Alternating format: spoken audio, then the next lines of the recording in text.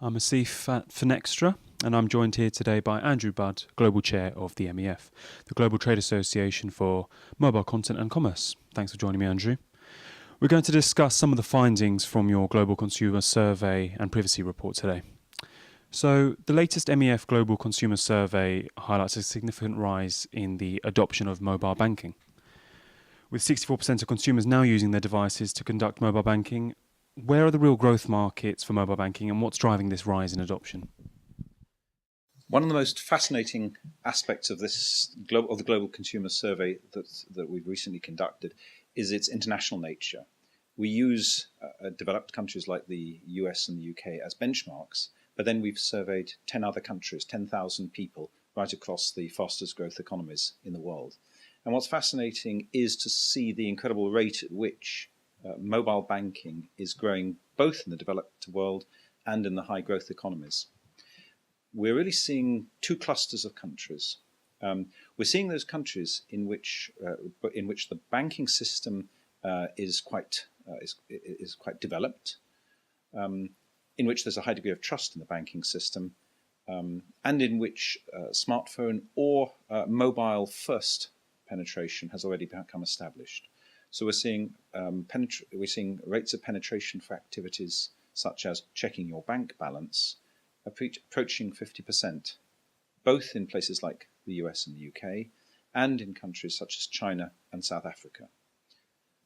In other places, we're seeing very, very rapid growth from a relatively low base. That's places like India, where clearly familiarity with the banking system is well established in the urban areas, but less so outside of those.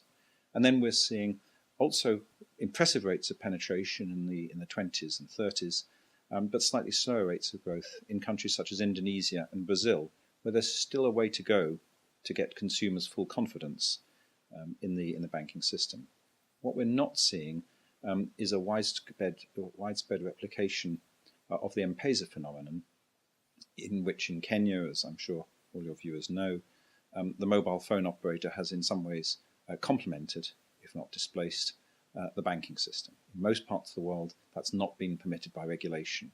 So mobile banking tends largely to move hand in hand with development of the consumer's familiarity with banking. But in mobile first economies, it dramatically accelerates it.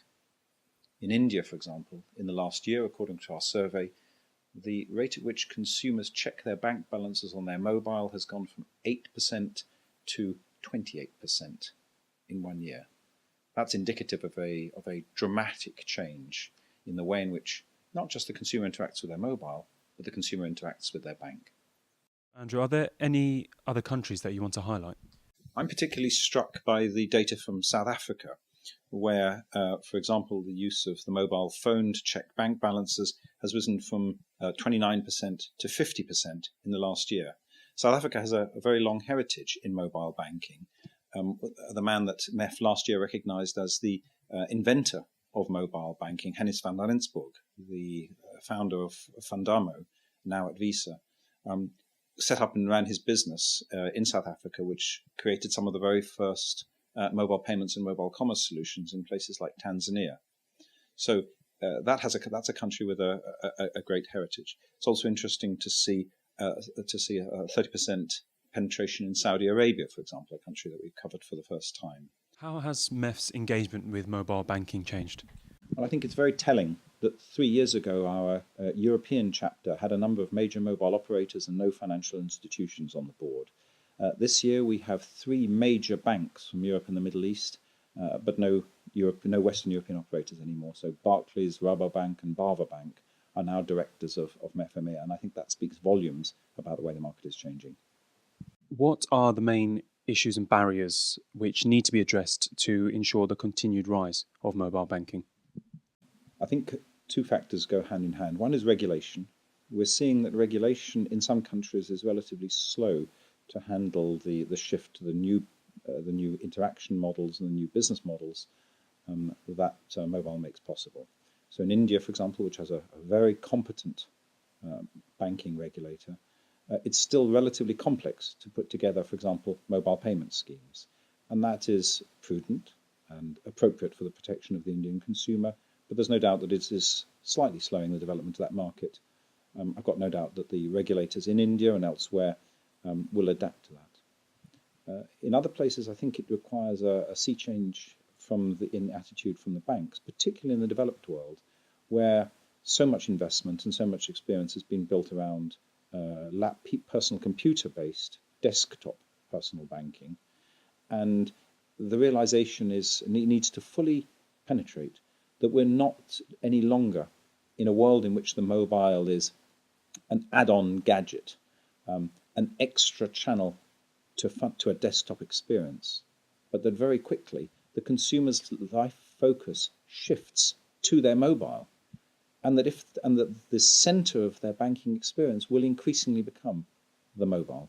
And therefore, it's essential that the user experience is honed well, that the security models are honed well, that the way that the product is designed is focused around a mobile first, and in some cases, to quote some of our members, a mobile only experience. There are many consumers who are comfortable about their information being used, but there are also many consumers who are uncertain, and there are also many consumers who are really very uncomfortable.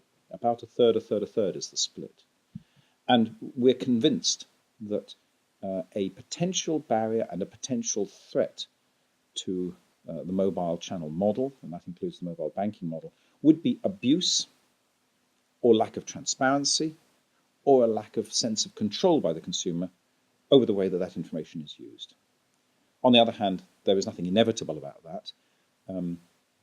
Models of interaction that give the consumer the transparency, that give the consumer control over how their information is used, will create trust, and out of that trust will develop a freedom and a partnership between the consumer and the bank to use that information for the consumer's benefit. At MEF, we're working to do our part. We're developing a number of practical tools for everyone involved in the mobile ecosystem to enhance that transparency and sense of control without disrupting the user experience, which is the delicate balance that must be found.